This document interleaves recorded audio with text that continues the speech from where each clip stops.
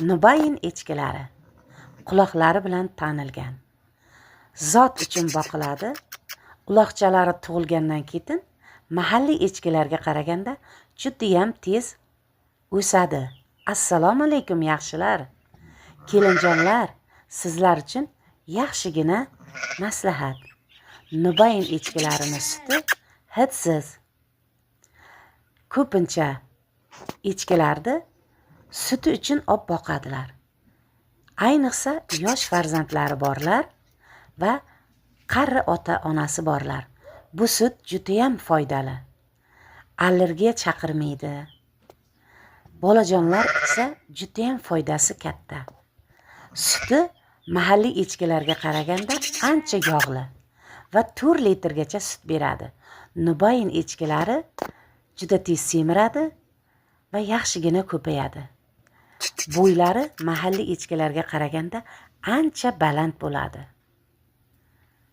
Yaxshilar, sizlar ham bu echkidan ko'rganmisiz bozorda? Men bu echkilardan bozorda ko'rmaganman. Faqatgina firmalarda ko'rganman. Siz bu echkilardan olib boqib ko'ring va ko'paytiring. Zot uchun boqing. Bular nafaqat suti qaymoqli, ko'p ham 4 litrgacha sut beradi va sizga foydali. Siz ham har xil echki turlaridan boqib ko'ring. Faqatgina mahalliy echkilarda sog'aytgan echkilaringiz bo'lsa, ularni takalarni oldiga bog'lamang.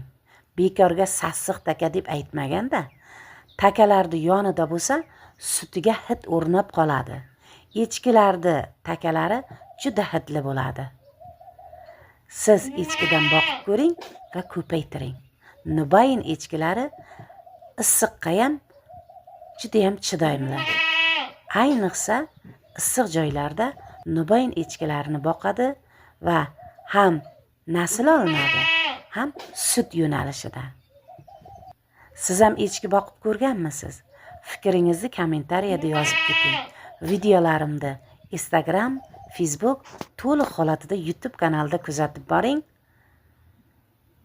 Siz ham echki haqida ma'lumotlaringiz bo'lsa, tajribangiz bo'lsa, kommentariyaga yozib keting.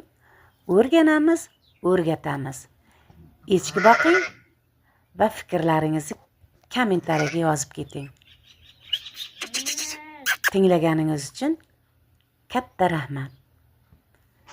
Siz yana qanday jonivorlardan boqasiz?